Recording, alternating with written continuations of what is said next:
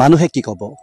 একবিংশ শতিকাৰ বিজ্ঞান আৰু প্ৰযুক্তিৰে মানৱতাৰ জয়গান গোৱা আজিৰ দিনটোতো আমি মানুহে কি ক'ব এই শংকাটোৰ পৰা সামৰি মুক্ত নহয়। যেতিয়া আপুনি কিবা এটা কৰিবলৈ যাব, তেতিয়া আপোনাৰ বিশ্বাস আৰু আত্মস্থিতি শেষ হোৱাকে মানুহে আপোনাৰ বিষয়ে ক'ব।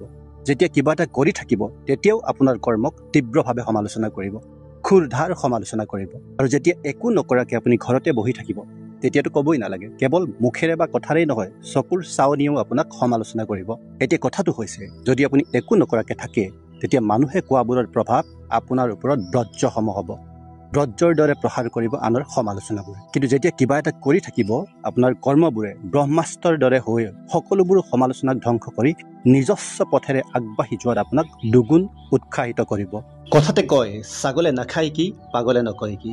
ইয়াত পাগল শব্দটো চাৰিত্ৰিকভাৱে বিকাৰগ্ৰস্ত লোকৰ ক্ষেত্ৰতে কোৱা হৈছে, যিয়ে জীৱনৰ সৰহখিনি সময় কেৱল পৰনিন্দা কৰিয়ে কটাই ভাল পায়। তেনে পাগলৰ কথালে ভয় কৰি আপুনি নিজৰ জীৱনটো ধ্বংস কৰিব নেকি? নে হস্তীৰ দৰে আপুনি সহস্ৰ কুকুৰৰ দলবোৰলে অকণমানো ভ্ৰূক্ষেপ নকৰি জ্ঞানৰ আলোকেৰে নিজক আলোকিত কৰি নিজ পথেৰে আগুৱাই গৈ থাকিব?